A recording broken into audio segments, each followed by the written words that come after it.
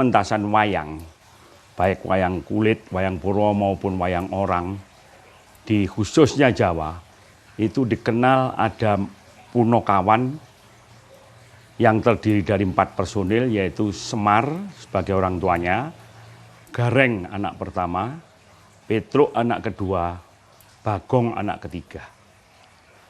Dan selalu dalam gojekan, arti gojekan adalah lelucon, para Punokawan ini muncul pada pertengahan pementasan. Mengapa demikian para hadirin sekalian? Saat dulu pertama kali wayang Purwo ada, goro-goro ini ditampilkan setelah jam 12 malam.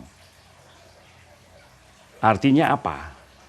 Dengan harapan dengan adanya lelucon itu, para penonton tetap bisa bertahan sampai dengan akhir cerita yang diawali dari jam 9 malam sampai jam 4 pagi.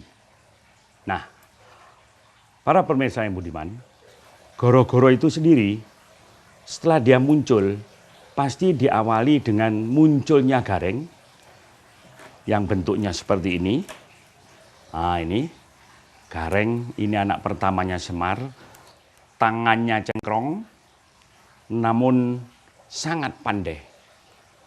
Seakan-akan dia merupakan seorang ahli sejarah yang bisa menjelaskan tentang kisah pewayangan itu sendiri. Yang kedua akan disusul oleh adiknya yang namanya Petruk. Wah, ini bentuknya. Nah, hidungnya panjang, orangnya lencir tinggi, digambarkan seperti itu. Wajahnya lucu, Gareng juga lucu. Dan ini juga termasuk tokoh wayang yang pandai, yang bisa menjelaskan tentang cerita itu sendiri. Dan bahkan sering menjadi pancingan oleh para dalang untuk menjelaskan situasi atau keadaan suatu negara atau keraton pada waktu itu. Ini yang namanya Petruk anak kedua. Anak ketiga namanya Bagong. Nah, Bagong ini anak terakhir, modelnya lucu dan kalau jalan pun juga tangannya agak ke belakang dua-duanya, lebih cenderung hanya seperti ngawe-ngawe, yang tugasnya dia menjadi semacam permasalahan di dalam guyonan itu, yang nanti semua akan bisa dijelaskan oleh Gareng atau Petruk. Ya. Nah, terakhir setelah mereka nanti selesai melawak dan menjelaskan tentang kisah ceritanya itu sendiri, dari 3 model ini, Gareng, Petruk, dan Bagong, barulah nanti menjelang akhir dimunculkan ayahnya, yaitu yang namanya Semar. Nah, wujudnya seperti ini. Semar sebagai sesepuh yang menurut pemahaman orang Jawa, Semar ini adalah sesepuh para dewa. Karena di dalam unsur pewayangan dijelaskan bahwa rajanya dewa itu juga ada, Bathara Guru, nanging dari segi umur dan kekeluargaan, Semar ini derajatnya lebih tinggi karena dia kakaknya Bathara Guru. Nah, ini yang akan menengahi semua persoalan yang sifatnya kurang baik. Ini Semar. Ya. Keempat Punokawan ini tugas keseharian adalah mengayomi, termasuk melayani di dunia pewayangan kelompok yang berjiwa baik. Ya, berjiwa baik dalam arti lakunya di dunia itu hanya menciptakan sesuatu yang baik, sesuatu kebaikan. Biasanya keempatnya ini muncul pada saat Raden Janaka melaksanakan tugas untuk mencari ilmu, atau dalam perjalanannya sampai masuk hutan, keluar hutan, naik gunung, turun gunung, tiga-tiganya ini selalu menemani, sekaligus sebagai penghibur, tapi juga sebagai penasehat. Loh, ini, yang hukum aku ngomongin wae, mati, meninggal dunia, wafat, gugur dan sebagainya itu menghadap Gusti yang Maha Kuasa. Budale budak lahir congen itu suci, balik rono ya kudu suci. Ngono lho, Truk. Iya.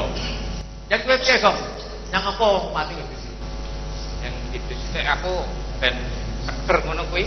Semar ini sebagai sesepuh di dalam penghidupan kadang-kadang diartikan sesuatu yang sifatnya samar tapi kelihatan.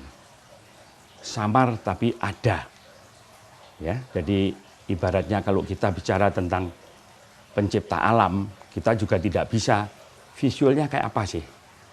Sehingga digambarkan beliau itu seperti Semar ini. Ya, ada yang mengatakan arti dari Semar itu sendiri adalah segala sesuatu ada. Ya, eneng, ada itu eneng. S-nya itu segala sesuatu atau semua titah, eneng artinya ada. Itu merupakan M-nya itu karena adanya sesuatu rasa atau raos. Itulah yang memunculkan manusia itu sendiri. Ya, banyak sekali para pemirsa di kebudayaan kita khususnya Jawa ini sangat mengagung-agungkan figur Semar ini dan banyak diikuti toto lakunya karena satu dia sebagai sesepuh para kader yang baik, yang kedua beliau juga sering memberikan nasihat bahkan bisa menegur apabila ada dewa-dewa yang berbuat salah. Ini fungsinya Semar. Bab swara iki akeh lho, Kowe Rek. sak sirmu kowe Waduh. nggo swara gulu kena, nggo swara apa wis kena. Berune ngene lho, Rek. Bab swara iki akeh. Nah, Weteng ono, sembarang ono. oh ya aku lek weteng Swara dodo ya. dodo ya. Dodo cilik.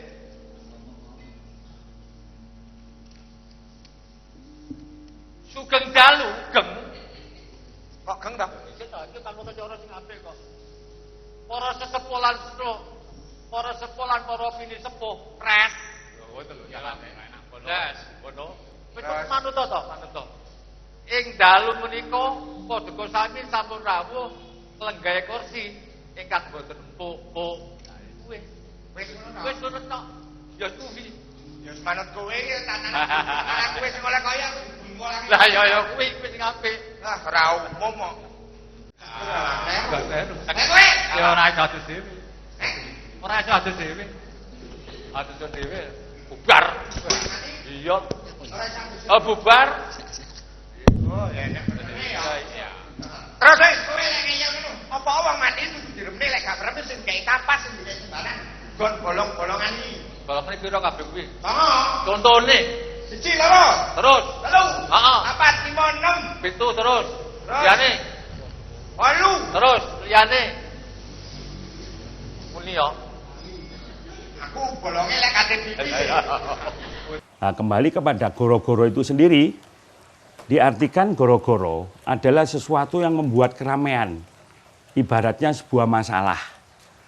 Kalau sekarang kita bicara situasi negara saat ini sedang bermasalah, itu juga bisa dinamakan goro-goro.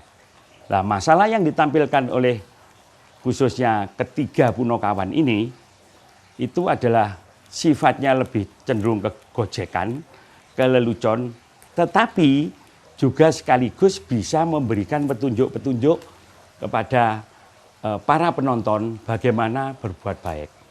Bagaimana cerita ini akan berlanjut dari tiga Punokawan ini. Jadi goro-goro itu bukan artinya ada sesuatu yang menggemparkan.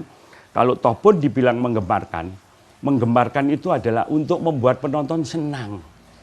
Karena dia memang lucu, berbuat lucu, bertindak aneh-aneh, dengan bahasa, dengan bicaranya yang lugas tapi jelas, yang mengakibatkan atau dapat disimpulkan bahwa adanya goro-goro itu juga wujud daripada tontonan itu sendiri, tapi juga sebagai wejangan-wejangan yang akan disampaikan oleh Kiai Semar ini.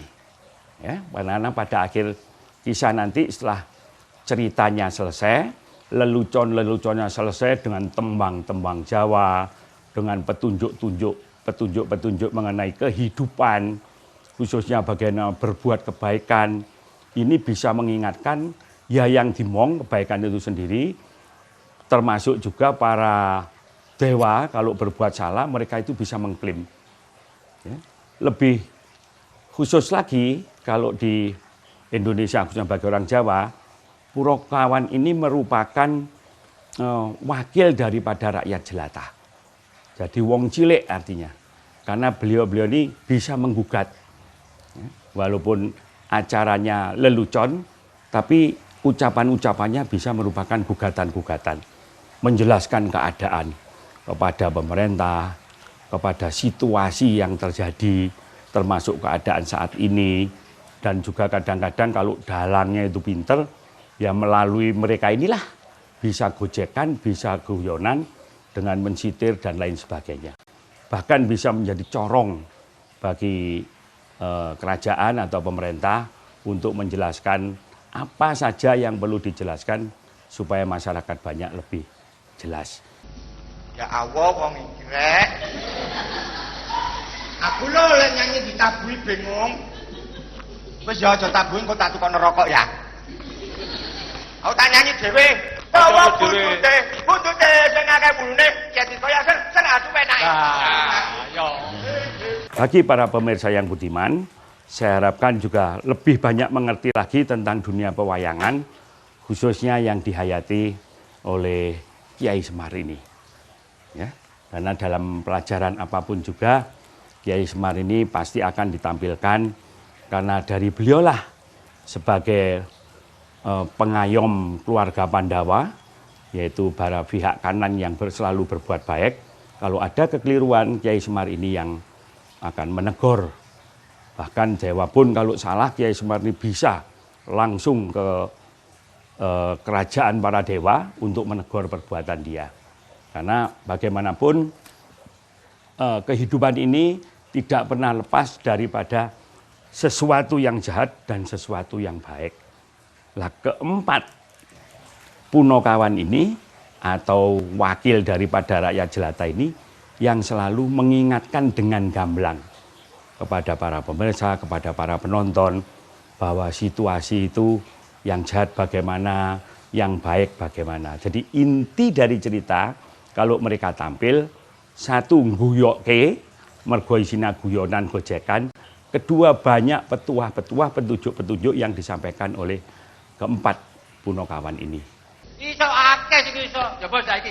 Nah, Yo cak rawa tapi sairane. nah. Ganti apa? Sik tak ganti. Itu nadane pitu. Manuke tidak rawa. Yo, terus Bicara wae kok buntute.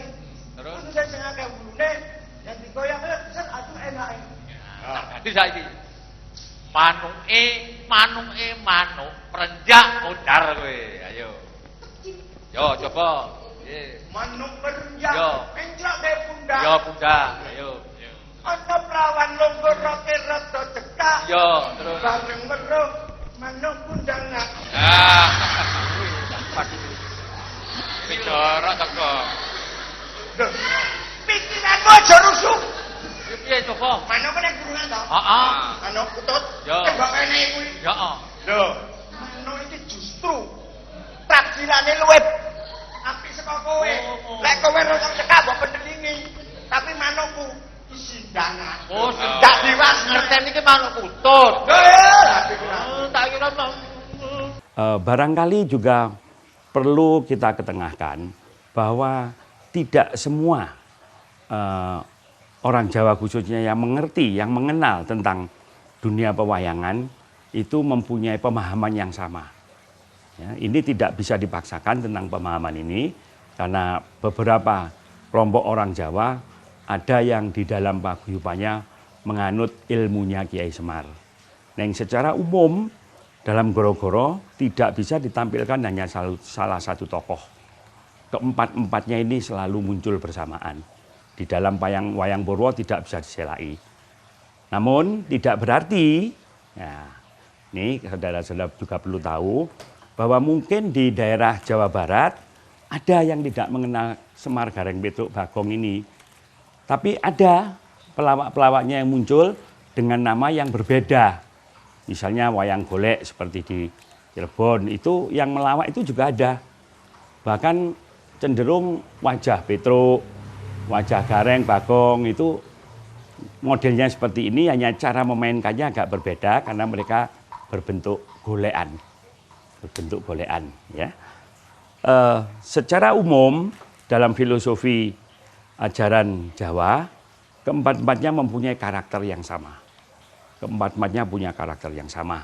Jadi tidak diragukan lagi bagaimana pada saat itu tampil selalu penonton menunggu kehadirannya. Karena sekaligus melihat lawakannya, melihat guyonannya, melihat ajarannya, dan ini akan membawa dampak positif pada saat pemantasan sampai pagi hari penonton akan bisa bertahan. Saiki manuk kimpret piye? Ayo. Coba. Aduh. Manuke lek manuk kimpret piye? Ayo dilagokke. Ayo. Dilagokke, Gong. Ayo Gong lagokke, Gong. Yuk brek nang Sing naskah. kareng bae sing anu. Sing Naskah nyanyi mang ya. ya. Manuk apa? Manuk kimpret. Kimpret. Lho, oh cipret ya. Ayo dilagokke, Gong. Cipret ya. Dilagokke, Gong. Cipret ya. Lagokke, Gong. Kareng bae. Nah. Manuk cipret. Ya. Anu cocok. Modar kowe. Manuk cipret. Buntute sak ipet. Ya, cocok. Oh, yo.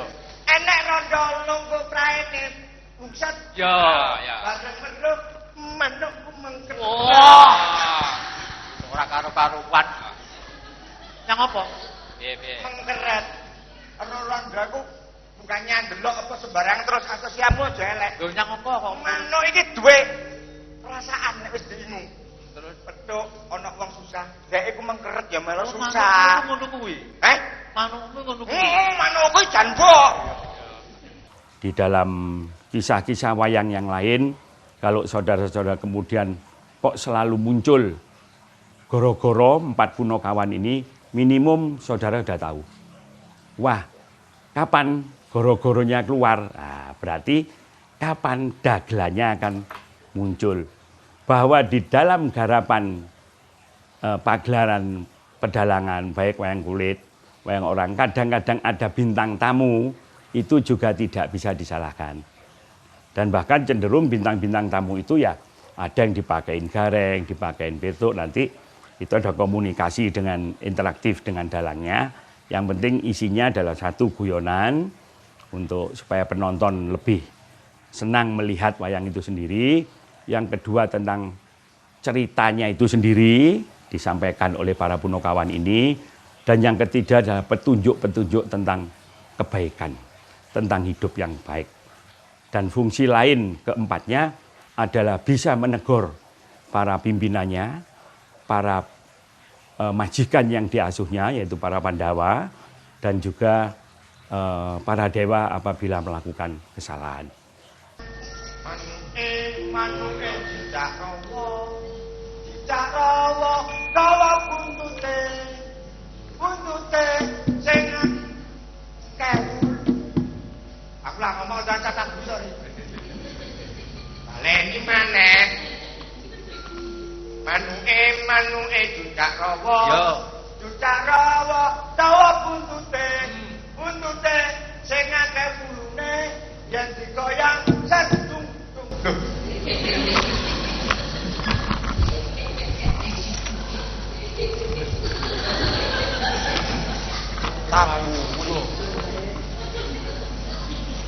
Dari keempat inilah bisa diberikan way out, jalan keluar, solusi pada saat mengalami gangguan-gangguan di dalam perjalanan.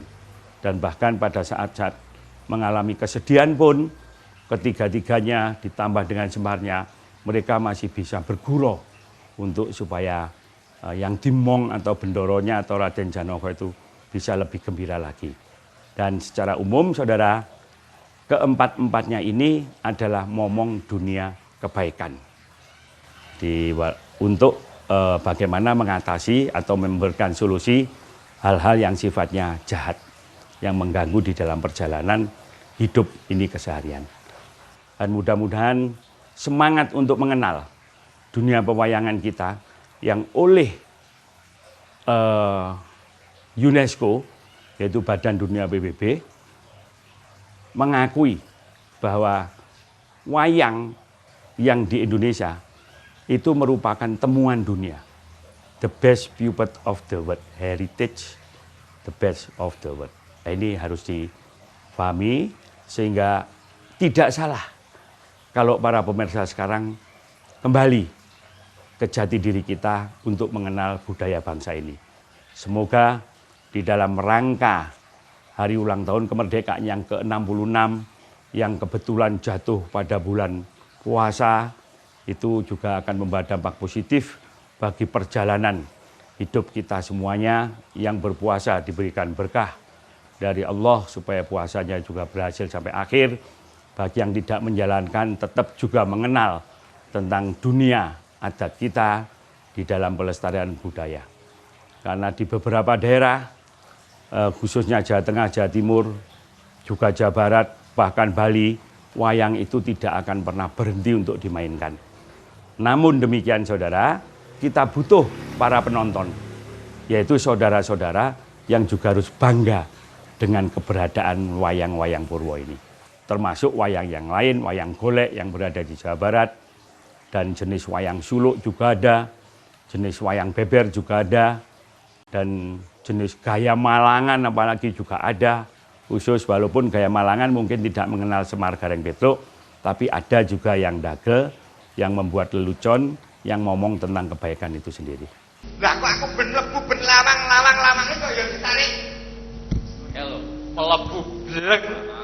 Ono KTP, duit kan piye yo takon Ku apa kok? Administrasi. Yo iso mbayari arek-arek jero kuwi. Oh, Dadi arek jero sing ditunjuk dadi warga binaan sing dipercaya, diwehi pesangon ngono. Oh, dadi malah ara sing jero kono ku sing nyangoni malah kowe sing kesangon. Ya, yo ngono lho. barang. Wetengmu gedhe bapakmu gembol ngono kuwi.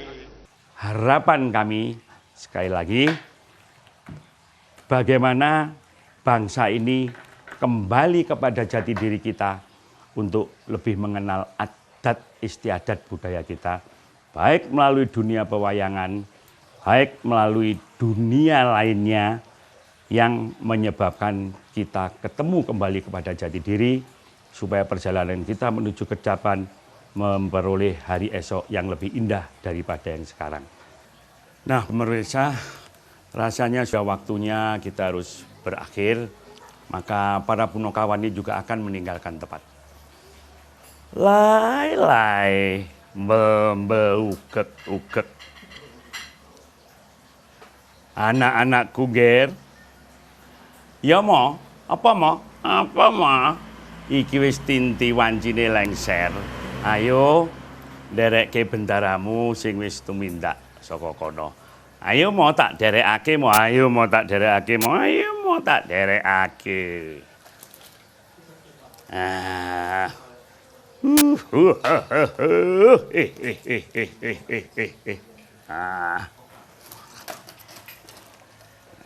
Kalau gareng ini karena cekot ya lagunya ya kayak gini cek cek cek cek cek cek. Nah, Pitruknya ya nyun pamit. Para pamirsa, kawula nyun pamit. Dewangsul. Hehehe. Ayo mau, tak dereke mau. Hehehe. Lah, para pamirsa nuwun, kula wangsul. Oke, demikian para hadirin sekalian. Hayu, hayu, hayu. Rahayu ingkang pinanggih. Bojo mengamis kang wis dadine banjur dides akeh tulodo kang demen citra urip berekoso